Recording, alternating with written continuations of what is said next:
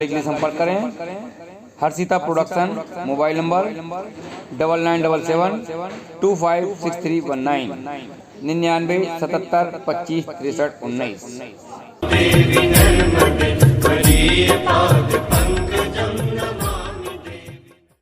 आप उस कार्य को करने लग जाएंगे तो ये आपका मेरा दुख है। लोग कथा सुनते हैं तो कथा सुनने पर तो कम ध्यान होता है, कथा कहाँ छूटी उस पर ध्यान अधिक होता है। देखो आप कथाएं प्रतिदिन सुनते हैं, निरंतर सुनते हैं, और नर्मदा पुराण की कथा इस धाम में, केतु धाम में हमेशा चलती है, सुनते ही हो। घाटों की महिमा आपको पता ही है, जो चीज नहीं पता है उस पर आओ। कहा गया नर्मदा के तट पर जाकर के कोई भी व्यक्ति भगवान नारायण का पूजन करता है। किनका? भगवान नारायण का। एकादशी के बाद तिथि आती है द्वादशी, आती नहीं आती, 12 जिसको कहते हैं हम लोग। उस तिथि में आकर के कोई भी व्यक्ति नर्मदा जी के किनारे पर बैठ करके श्री विष्णु सहस्त्र नाम के द्वारा भगवान नारायण का अर्चन कर दे और नर्मदा जल से स्नान कराता चले और अर्चन करता चले, उसके पुण्यों की महाराज इतनी वृद्धि बताई गई है, इतने उसके फल बताए गए हैं कि उसकी महत्ता कहीं वर्णित नहीं हो सकती है महाराज। इतना भाव कहा गया है कि आप वहां पर शैवानां वैष्णवानां च सहस्रं भोजयेतु यः गर्भिणी धेनु सम्मिश्रं वृषभैर्दशुभिर्युतम्। आप वहां पर बैठ करके भगवान की सेवा करें, उसका फल बहुत है महाराज। सेवा के बाद पूजन बताई गई कि आप किस प्रकार पूजन करें। पूजन के बाद जब आपका षोडशोपचार हो जाए, षोडशोपचार जानते हैं ना?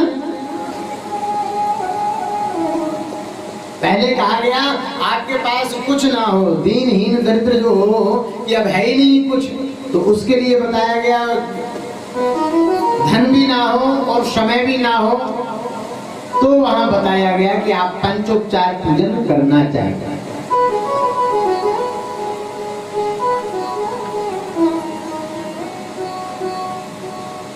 रोली, चावल, फूल इत्यादि सभी से पंचोपचार पूजन गुरु जी बताएं, उसके अनुसार हमको करना चाहिए। और आप समर्थशाली हैं तो आपको षोडशोपचार से पूजन करना चाहिए। षोडशोपचार से भी अधिक आपके पास है तो 64 उपचार के द्वारा भगवती का पूजन करना चाहिए, भगवान नारायण का पूजन करना चाहिए। वहां मंत्र दिया, ओम नमो भगवते वासुदेवेति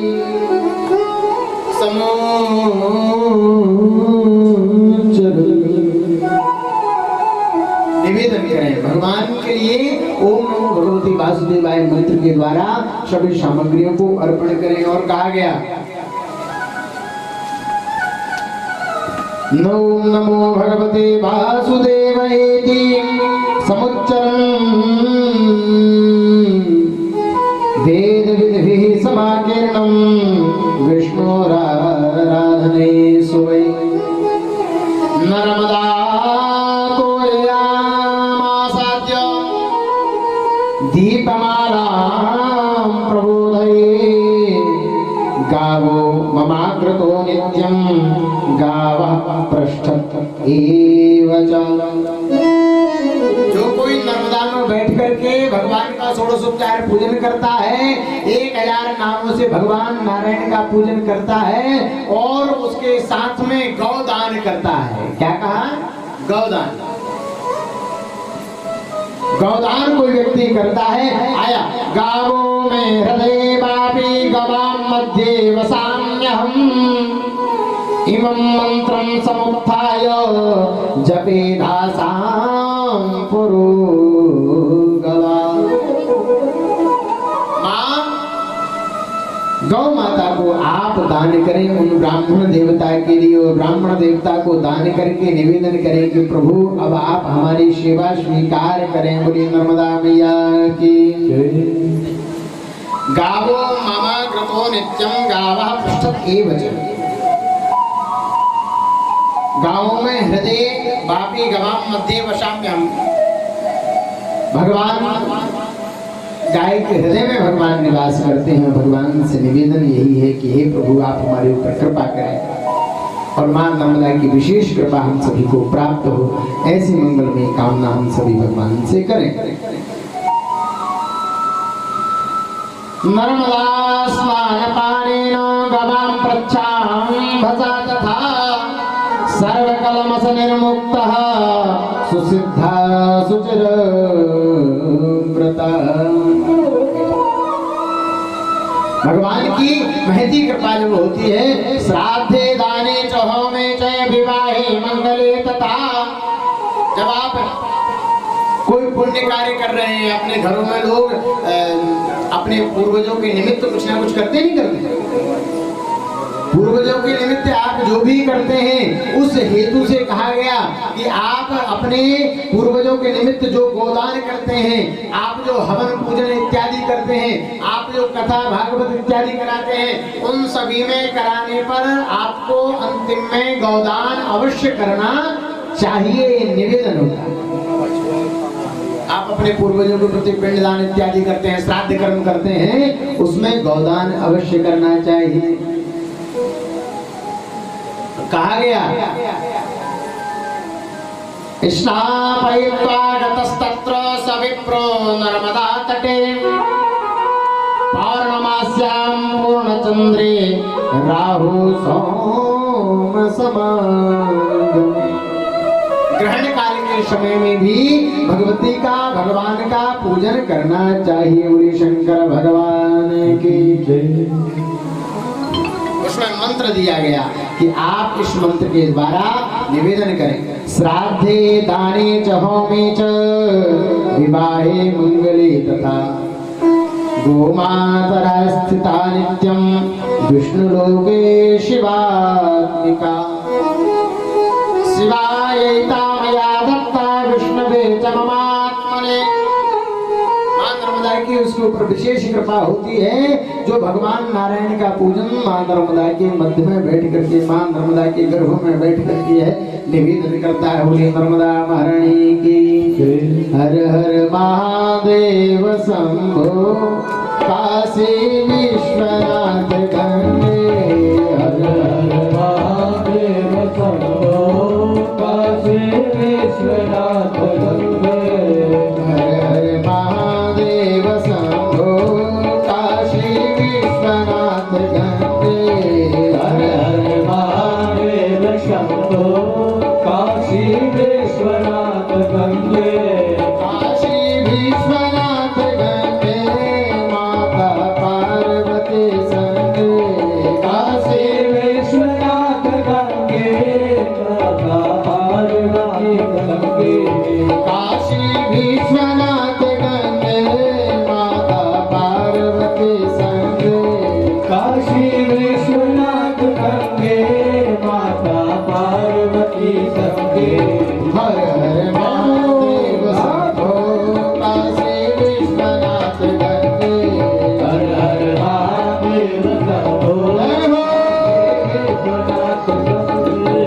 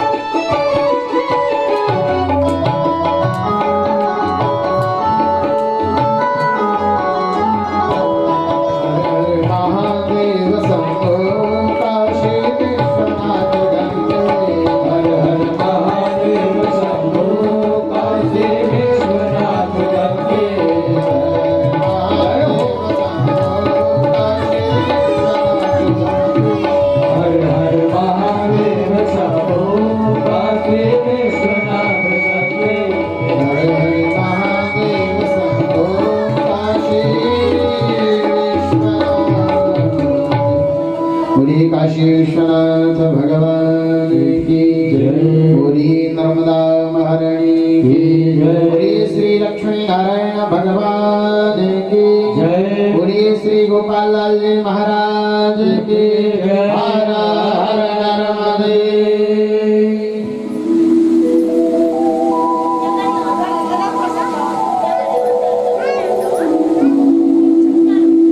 मां नर्मदा की हम सभी पर विशेष कहा गया है कि इस कथा के लिए ये किस किसने किया, कौन कौन ने किया महाराज, यज्ञ का वर्णन होता है। एक प्रसंग आता है नैमिषारण्य धाम का। कहाँ का? नैमिषारण्य। नैमिषारण्य धाम का यह प्रसंग आता है याद कि महाराज युवनास्वः पुरा राजा चक्रवर्ती महायसा सक्राच्छद्गुणं पुण्यं प्रजापालन तत्परः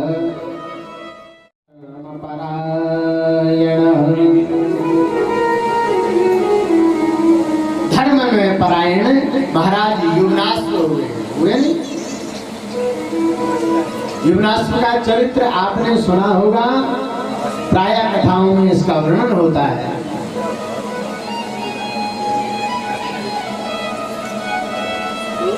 महाराज अयोध्या की नगरी में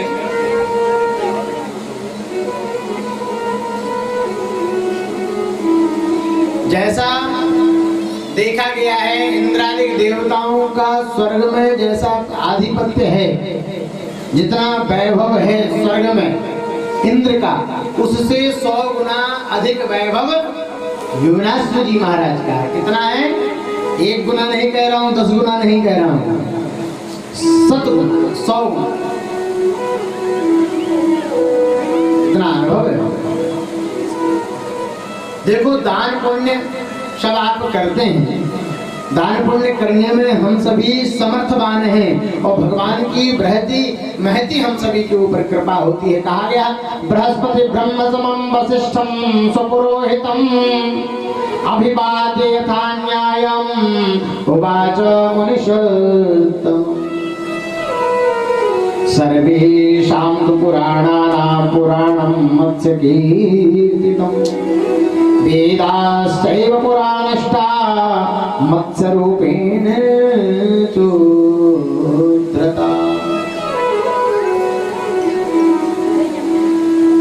सभी कुछ यहाँ पर श्रवण करा दिया मार्कंडेय ऋषि ने, और मार्कंडेय ऋषि ने जैसे ही श्रवण कराया और यह चरित्र आया कि किस किसने यह कार्य को किया है, क्या क्या फल है वहां पर, तो उसका वर्णन आता है कि नर्मदा के तट पर किस किसने किया।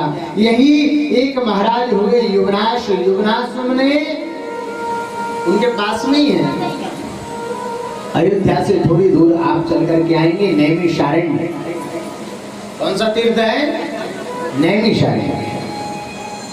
नैमिषारण्य में उन्होंने जप तप किया, हवन किया, बृहद यज्ञ का आयोजन किया, सभी देवताओं को बुलाया, सभी ऋत्विजों को बुलाया, ब्राह्मणों को बुलाया, सभी को अभिमंत्रित करते हुए, आवेदन करते हुए, निवेदन करते हुए, प्रणाम करते हुए दर्शन होता है कि महाराज उन्होंने बहुत दान दिया, थोड़ा बहुत नहीं दिया।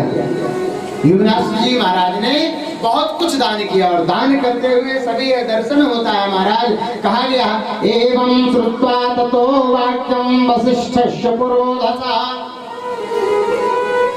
वशिष्ठ जी महाराज ने वह यज्ञ कराया और कहा गया आज देश ततो मानम धर्मिष्ठां सत्यवादिना।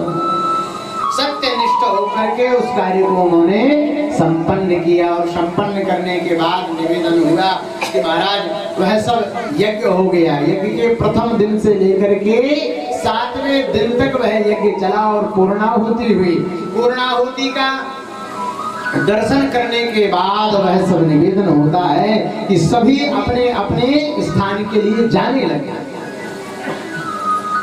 जैसे ही अपने अपने स्थान के लिए सब जाने लग गए तो वहां पर महाराज युवराज सिंह जी चलने लगे और जैसे ही युवराज सिंह जी महाराज जाने के लिए उद्यत हुए कि तब तक वहां पर एक बंदर आ गया। कौन आया? बंदर। समझने का प्रयास करना, कथाओं से हमारे लिए सीख लेनी चाहिए। कौन कौन से तीर्थ में मेरे पास मैं आप निवेदन मेरा सुन रहे हैं, 7 दिन से मैं भगवती को प्रणाम कर निवेदन कर रहा हूं।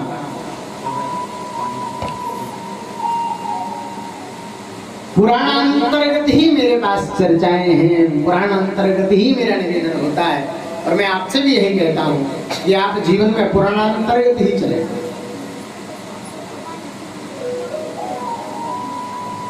कहा गया वो बंदर आया, बंदर आते ही कस्तम बानर रूपेण सत्यमेत ब्रवीष में। बेटा ये बंद हो गया, इसको थोड़ा सा देखना। हाँ,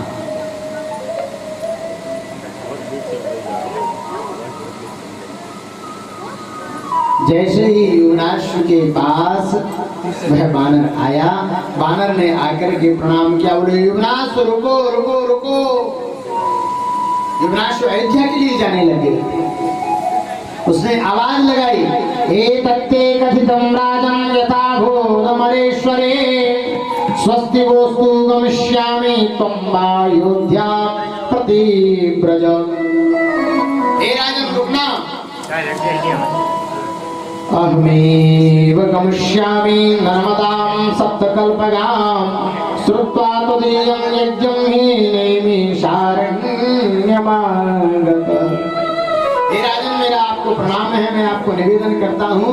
जब यह चर्चा हुई तो बोले आप कौन है, क्या बात है? बोले राजन तुमने जो यज्ञ किया है उसका कोई फल नहीं है। ध्यान रखो, कहाँ ये कथा कहाँ की है? नैमिषारण्य की।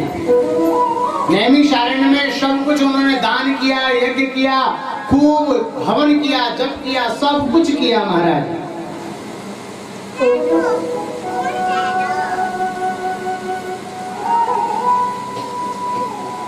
बानर ने आकर के कहा कि मैं आपको एक बात बताऊं। बोले हाँ। बोले आपके यज्ञ की कोई महिमा नहीं है, आपके यज्ञ का कोई फल नहीं है। बोले क्यों? बोले जहां तुमने यज्ञ किया मैं वहां पर आया, आकर के उस भूमि में लोट पोट हो गया, सब कुछ कर लिया, लेकिन मेरी जो काया है वह स्वर्ण में नहीं है। मेरा जो स्वरूप है वो काला का काला हुआ है, वो स्वर्ण में नहीं है। मेरा देह जो है वो सभी स्वर्ण में है, स्वर्ण जैसा कलर उसका हो गया। बोले क्यों? बोले ये तुम्हारा मुख ही क्यों काला है? युवराज ने कहा ये तुम्हारा मुख क्यों काला है? बोले कि अब काला है, मुझे श्राप हुआ है, मैं गंधर्व हूं। मैंने सोचा था कि महाराज युवराज यह यज्ञ कर रहे हैं तो इस यज्ञ के फल के स्वरूप में मेरी जो काया है वो स्वर्ण में हो जाएगी, स्वर्ण देह में हो जाएगी। ऐसा निवेदन हुआ। इतना कहा तो बोले कि कौन है आप? बोले मैं गंधर्व हूँ, श्रापित हो गया हूँ और श्रापित होने के कारण मैं दर दर ठोकरे खा रहा हूँ, भटक रहा हूँ। महाराज मेरा आपसे एक निवेदन है। क्या? बोले कि महाराज हमारे लिए आपने जो यज्ञ किया था वो यज्ञ आपका सफल नहीं है, मुझे उसका कोई भी प्रभाव नहीं दिख रहा है। ऐसे ही हम लोग भी करते हैं, यज्ञ करते हैं नहीं करते? वो कालापन क्या है? मेरा भाव वहां यही जाता है कि हमने हमारे हृदय से काम को मोह मद मात्सर्य ईर्ष्या छल कपट अहनिमेष इन काले बंदरों को नहीं निकाला। यही तो हमारा जीवन काला कर रहा है, हमारा हृदय काला है। तो भगवान कहते हैं निर्मल मन जन सो मोहि पावा, निर्मल मन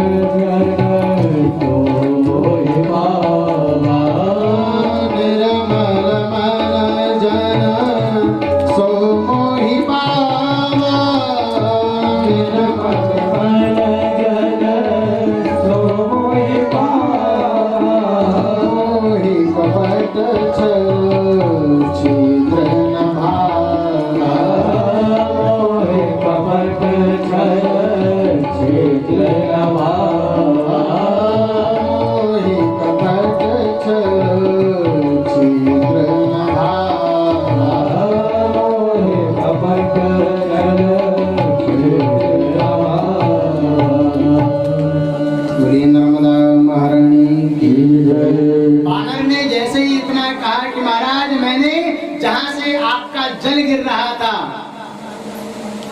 जहां आपके वेद मंत्रों के द्वारा यह कार्य किया जा रहा था, मैं उस भूमि में आकर के लोटपोट हो गया सब जगह मैंने वो रज तो लगाई, लेकिन मेरा कोई कल्याण नहीं हुआ महाराज। इसलिए मैं आपसे निवेदन कर रहा हूं। ये कौन भैया क्यों बात कर रहे हैं?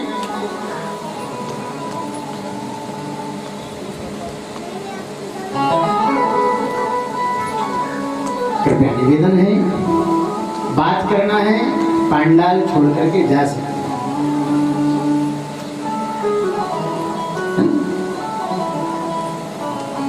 मैं सभी को निवेदन यही करता हूं कि हमारी कथा में मैं भगवती से यही प्रार्थना करता हूं कि महाराज 100 ही लोग सुने, लेकिन वो सुनने वाले हैं। जय हो। निवेदन महाराज, मां नर्मदा हम सभी के ऊपर कृपा करे, यही मेरी मंगल कामना है। कहा गया महाराज, कष्टम वानर रूपेण सत्यमेत ब्रवीषि में। इतना जैसे कहा कि आप कौन हैं, तो बताया अहम जावालिनः पुत्रा कदम्बो नाम विश्रुत। मैं महाराज जावाली का पुत्र हूँ, मेरा नाम कदम्ब है। वो वानर बोल पड़ा, मुझे श्राप लग गया। वो श्राप जब लगा तो मेरे ऊपर भगवती ने कृपा की है कि जिस यज्ञ में आप जाओगे उस यज्ञ के प्रभाव से तुम्हारी देह पूरी स्वर्णमय हो जाएगी, स्वर्ण जैसा धवल का स्वरूप हो जाएगा तुम्हारा। ऐसा कहा। बोले अच्छा। बोले महाराज मैं इसी भाव से आपके इस यज्ञ में आया था। तेरी यज्ञ प्रविष्टश्च प्राकृते कर्म भी स्वकैः भ्रांतानि सर्वतीर्थानि वेषेणानेन शुव्रत। निवेदन करते हुए दर्शन हुआ और जैसे ही इतना कहा, बोले महाराज आपके यज्ञ की कोई महिमा नहीं है, मेरा मुख जो है वो स्वर्ण में नहीं हुआ, धवल का नहीं हुआ, इसलिए आपके यज्ञ की कोई महिमा नहीं है। बोले और जो शरीर है तुम्हारा वो कैसे हुआ स्वर्ण में? तो बोले महाराज वो एतत्ते कथितं राजन् यथा भोगमरेश्वरे स्वस्ति वस्तु गमिष्यामि त्वं अयोध्या प्रतिव्रज। राजन प्रत्यक्षं नैमिषं तीर्थं सूर्यकोटि समप्रभं। यह भाव मैंने देखा कि सूर्य भगवान की कृपा से नैमिषारण्य तीर्थ में सभी देवता आकर के यहाँ निवास करते हैं। जो चक्र तीर्थ है, नैमिषारण्य की महिमा है। आप जब जाएंगे तो वो नैमिषारण्य में जो चक्र तीर्थ है ना, चक्र तीर्थ में आप जाकर के स्नान करें, उसमें जो धाराएं हैं महाराज बहुत है। उसमें कहा गया है कि जब वो चक्र तीर्थ था तो उसमें बहुत स्रोत थे, बाद में उन स्रोतों के ऊपर एक बहुत बड़ा लोह का खंड डाल दिया, लोहे का तवा बनवाया और उस पर डाला। उसमें से कम कम स्रोत निकल रहे हैं। क्यों? क्योंकि उसमें से बहुत जल निकल रहा है। ऐसा है। उस नैमिषारण्य धाम में वह यज्ञ की संरचना हुई, सभी कुछ बताया। बोले महाराज ऐसी ऐसी बात है, एक कारण हुआ। बोले कि ये जो आपकी देह है वो कैसे धवल हो गई, कैसे स्वर्ण में हो गई, वो कौन सी भूमि का स्पर्श से हुई, क्या कारण था? तो बोले महाराज तीर्थों में उवाच वचनं देवो युवनाश्वं महीपतिम्। युवनाश्व ने जाकर के महर्षि वशिष्ठ जी को कहा और वशिष्ठ जी को प्रणाम करके जैसे ही निवेदन किया तो वशिष्ठ जी से कहा कि प्रभु नैमिषारण्य जैसी भूमि मैंने कभी सुनी नहीं थी, ये परम पावन है, इसीलिए मैंने यहाँ पर यज्ञ किया। लेकिन महाराज प्रत्यक्षं नैमिषं तीर्थं सूर्यकोटि समप्रभं, वो भी सूर्य ग्रहण के समय मैंने निवेदन किया था। और कहा पृथिव्यां नैमिषं तीर्थं मन्वन्तरिक्षे च पुष्करम्। पुष्कर जो है वो आकाश में है, स्वर्ग में है। और पृथ्वी पर अमरकंटक नाम का एक तीर्थ है, जहाँ पर अपनी मां नर्मदा का उद्गम स्थल कहा गया है, उद्गम स्थान कहा गया है। जैसा नैमिषारण्य है, पुष्कर है, प्रयाग है, गया जी है, काशी जी है, द्वारिका है, हरिद्वार है, ऐसा ही हमारा अमरकंटक तीर्थ है। हमारा अमरकंटक की महिमा विशाल है। कहा गया कि महाराज न च श्रुतं त्वया तात पुराणं स्कंध कीर्तितं। भगवान स्कंद भी इसकी महिमा को गायन करते हैं। माता सायत्र सरितां तीर्थानां च सरिद्वरम्। कहा गया नाम संकीर्तनादश्य, वहां पर संत ऋषि महर्षि अमलात्मा विमलात्मा विराजमान रहते हैं। नाम संकीर्तनादश्य मुच्यते भुवबंधना विषादं त्यज तीर्थानां प्रधानो अमरकंटक। प्रधान तीर्थों में प्रधान है अमरकंटक तीर्थ। महाराज उस जगह सत्यव्रत नाम के राजा हुए, उन्होंने यज्ञ किया था। उस तीर्थ के प्रभाव से, उस यज्ञ के प्रभाव से, उस तीर्थ के स्थान के प्रभाव से जब सत्यव्रत राजा ने वहां पर यज्ञ किया तो मैं गया था। जाकर के वहां पहुंचा, वहां जाकर के पहुंच करके जैसे मैं पहुंचा हूं, उस भूमि को मैंने स्पर्श किया है तो मेरा जो शरीर है, मेरा जो देह है वो स्वर्णमय हो गया महाराज, वो धवलकाय हो गया। स्वर्ण में मेरे जो रोम हैं वो रोम स्वर्ण में हो गए, काले नहीं रहे। इतना इतना हो गया, बचा मात्र इतना। तो मैंने सोचा आप यज्ञ करेंगे, आपकी भूमि में यज्ञ जहाँ हो रहा है मैं वहां। इसलिए कहा गया है कि आपको जब कभी भी कोई धर्म कार्य करना हो तो तीर्थ में करना चाहिए।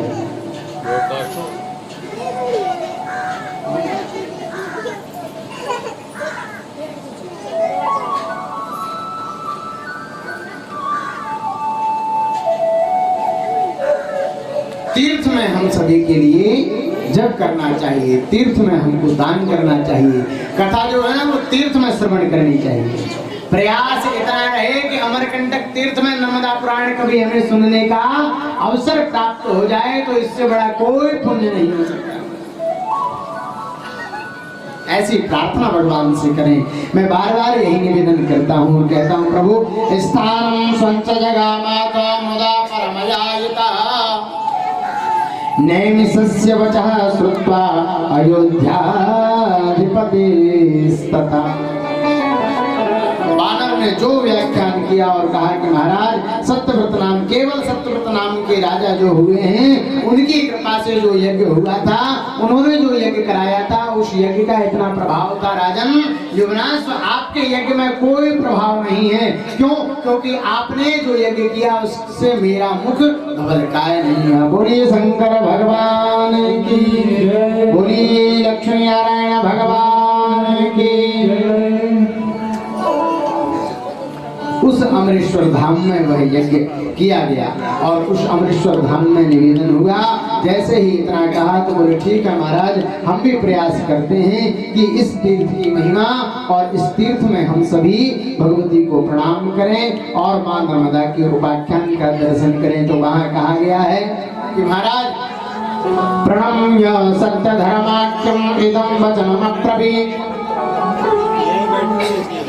राजा युवनाश्व के लिए प्रणाम निवेदन होता है और युवनाश्व ने वशिष्ठ जी महाराज को प्रणाम किया। प्रणाम करके कहा कि महाराज अब आप इसका कुछ कल्याण हो, ये जो बानर आया हुआ है इसका जो मुख है, इसका मुख धवलकाय हो जाए, इसका क्या प्रयोजन है, इसका क्या प्रयोग है, इसका क्या कारण है, किस प्रकार किस विधि के द्वारा यह।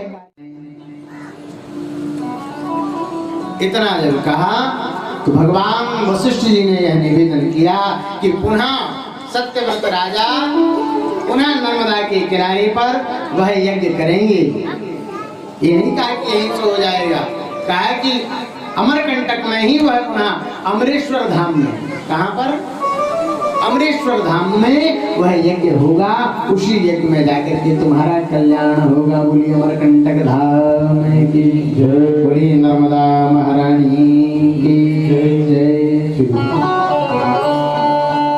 जगत के रंग क्या देखो, जगत के रंग क्या देखो, माँ तेरा दरबार काफी है। जगत के रंग क्या देखो, तेरा दरबार काफी है। जगत के रंग क्या